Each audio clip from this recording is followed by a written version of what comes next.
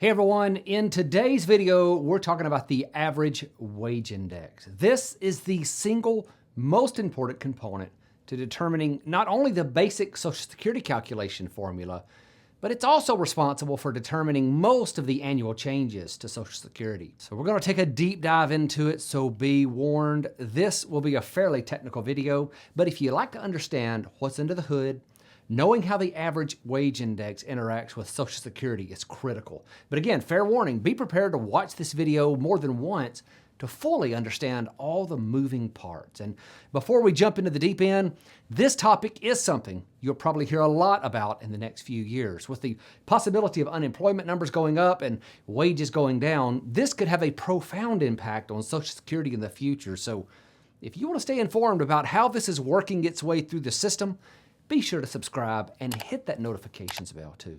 So since the late 70s, the Social Security Administration has tied most of the annual changes to be pegged to changes in the average wages of workers. Now the thought is that using this wage data helps ensure that benefit payments reflect the general rise in the standard of living that occurred during an individual's working lifetime.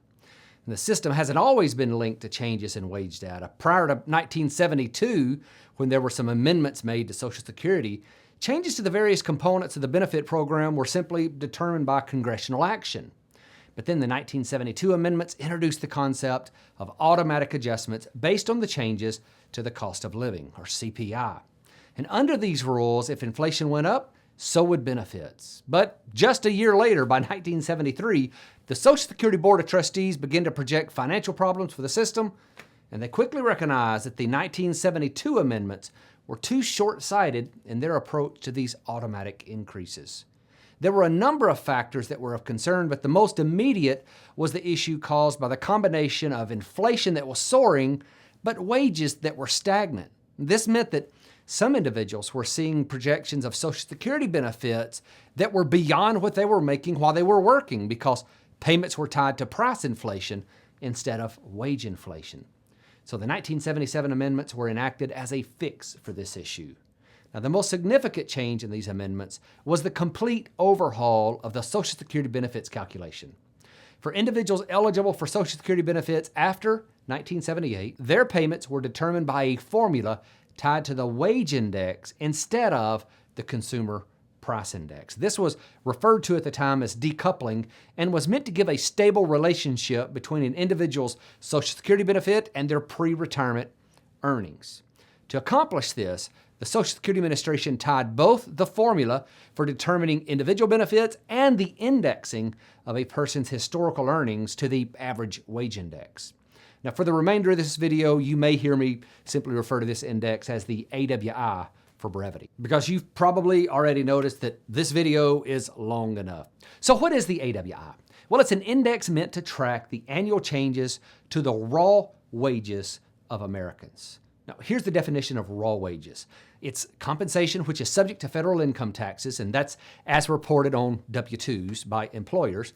It also includes contributions to deferred compensation plans like 401ks and such, but it excludes taxable distributions from retirement plans. So if you take a distribution out of your 401k or IRA or whatever it may be, that's included as taxable income, but the Social Security Administration is not looking at that as part of those raw wages, even though it's taxable.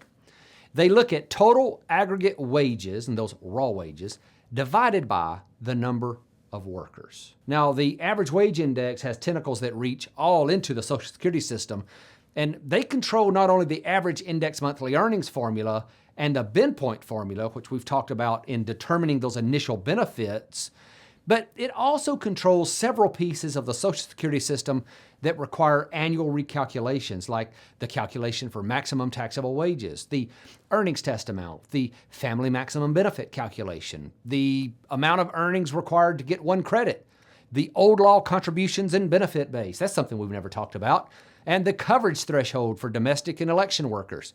Again, something we've never talked about on the channel, and I don't know that we ever will. And then there's substantial gainful activity for disabled individuals. All of those are determined by the average wage index. And I'm not going to get into all of these in this video, but if you want to see how the AWI affects these annual recalculations, I'm going to put a link in the description to an article I wrote on this topic, which covers this exhaustively. And you can even see the formulas about how these are calculated every year and some of the rounding and some of the things that may or may not excite you that much. But in this video, I just want to focus on the actual average wage index itself and how it connects with your actual real earnings and impacts the calculation of your Social Security benefits. Now, since the average wage index is responsible for so many changes, let's first talk about how that index is calculated on an annual basis. So the AWI is calculated by applying the percentage of year-over-year changes in the average raw wages to the average wage index. For example, the raw wages in 2017 were $48,251.57. In 2018, they were $50,044. This represented an increase of 3.62%. And that 3.62 increase was multiplied by the 2017 average wage index value of $50,321, which gave us a final average wage index of $52,145.80. But it's interesting to note here, when changes occur, they're not always represented by increases. In 2009, for example, the AWI saw a negative 1.51% decrease influenced by the financial crisis when employees accepted pay cuts to save their jobs, or worse, they lost their jobs completely. And although 2009 was the first time on record that we saw an AWI decline, it isn't likely to be the last. We may see this again this year or in the next, as well as Depression-era unemployment numbers caused by the global COVID-19 pandemic work their way through the system. So how is the AWI actually applied in the benefits calculation? Well, there are two distinct steps in the calculation process. One, the indexation of historical earnings to determine averaged index monthly earnings, or what we often refer to as AIM. Then step two, the AIM is applied to a bin point formula to determine your primary insurance amount, or PIA. The average wage index plays a critical role in determining the calculation points in both of these important steps. So let's cover the first step, indexing your historical earnings to determine your AIM, your averaged index monthly earnings. The benefits formula indexes all of your historical earnings, up to the taxable maximum at least, through age 59. Earnings at 60 or later are used at face value. Now, to calculate the indexing factors, you take the average wage index in the year you attain age 60 and divide by the AWI in each of the other years you had earnings. This is going to result in a ratio that's commonly called the indexing factor. You simply multiply this indexing factor by each year's actual earnings to result in that year's indexed earnings. And once your earnings are indexed to reflect wage inflation, you drop all the earnings years except for the top 35. Then you take these 35 years, sum them up, divide the total by 420, and the result of this is known as your indexed monthly earnings. Now, it's meant to give you a wage-inflated number that reflects your lifetime earnings. And now that you have this AIM, you're ready to determine the heart of your benefit, or your primary insurance amount, what we often refer to as PIA. And this PIA is generally your full retirement age benefit amount. Now, this calculation to get your PIA uses the bin point formula that's in effect for the year you attain age 62, or the year you become disabled, or if you die before 62. Now, these bin points are changed annually based on the changes to the average wage index, and I'll cover the actual calculation in just a moment. But first, let's look at the bin point formula, and you'll see just how important this is to determining your benefit. There are two numbers that make up this formula, and those numbers are separated into three separate bands. There's the amount up through the first number, and then there's the amount between the first and second number, and then there's the amount over the second number. So there are only two numbers, but three separate bands. The benefits formula works like this. You take your averaged index monthly earnings from the first step we were talking about, and you multiply it by a set factor. For earnings that fall within the first band, you multiply by 90%. That's the first part of your benefit. For earnings that fall within the second band, you multiply by 32%. That's the second part of your benefit. And for earnings that are greater than the maximum of that second band, that go over that amount, you multiply by 15%. And that's the third part of your benefit. You sum up all three of those parts, and that's your PIA, or your benefit amount at full retirement age. Just remember that this calculation is always performed with the formula that's in effect the year you turn 62. It doesn't matter when you stop working. The benefit formula is frozen at your age 62.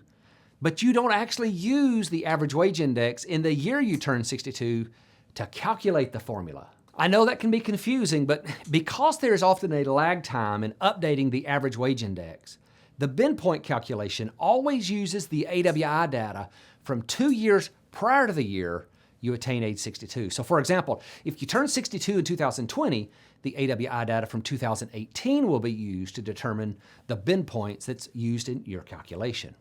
Now remember, there are 2 separate bin point numbers that have to be determined, so to calculate the dollar amount of the bin points, they use this 2-step formula. For the first bin point, they take the AWI in the year you turn 60, divided by the average wage index in 1977, and multiply by the first bin point that was in effect for 1979.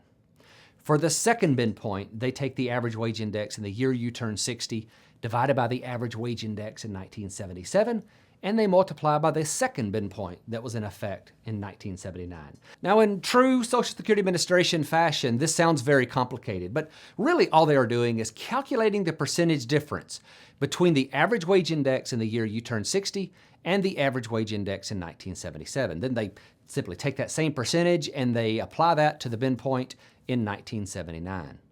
Just remember, there's a 2-year lag, and that's why we see the 1977 AWI and the 1979 bin points used. So now you can see how the average wage index is the determining factor for so much in Social Security, but where do these cost of living adjustments fit in that we hear a lot about?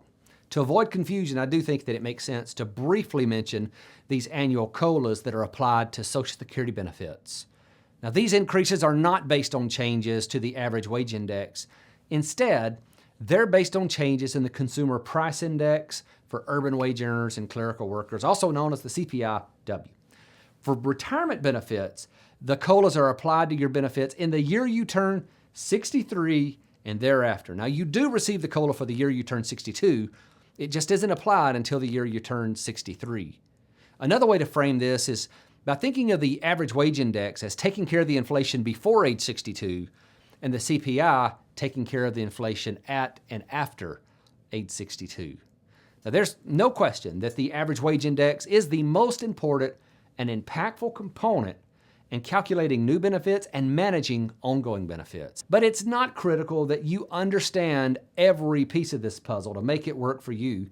But if you do have a broad knowledge, it's going to help you interpret what you see on the Social Security website and maybe in some of the communications that you receive from them. If you still have questions after watching this, number one, watch the video again. But don't hesitate to leave a comment below and join my free members Facebook group too. It's really active, has some very smart people who love to answer any questions you have about Social Security. And from time to time, I'll even drop in to add my thoughts too. And remember, subscribe and click that notifications bell if you haven't already. Thanks for watching.